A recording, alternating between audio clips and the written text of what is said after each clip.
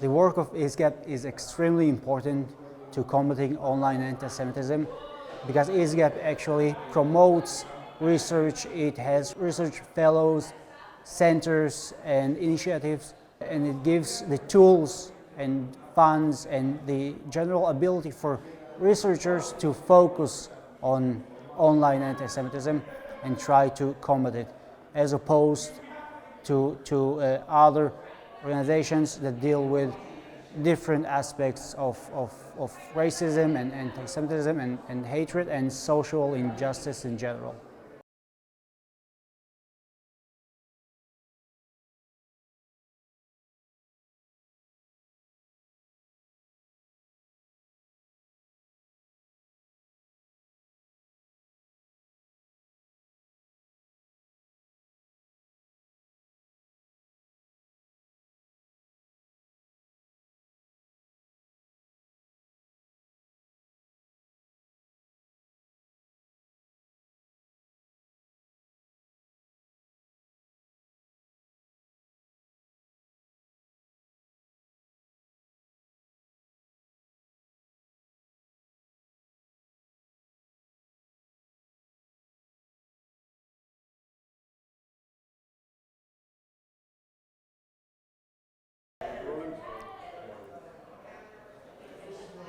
What are the challenges and complexities of combating anti-Semitism in a digital and AI-empowered world?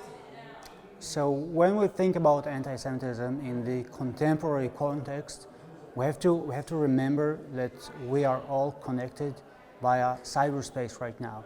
And when people use the internet, people essentially express their ideas, beliefs, and they act as if they were in the real world.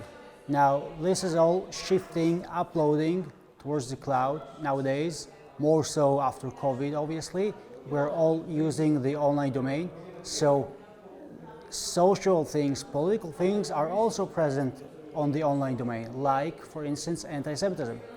And if we want to understand anti-Semitism nowadays, we have to know how it is being disseminated online in places like normal social media platforms, Facebook, Twitter, YouTube, and so on, and also in marginal places like on the dark web, on Telegram, or on alt-take fringe websites like ISGAP or Discord and so on.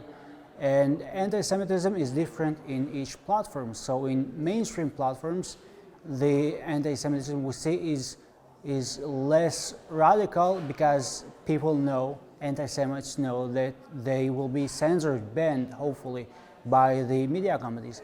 And on anonymous platforms and fringe platforms like the dark web and Telegram, the type of anti-Semitism is more radical, actually, because people are not afraid to express themselves because they know law enforcement won't come after them and they won't be censored.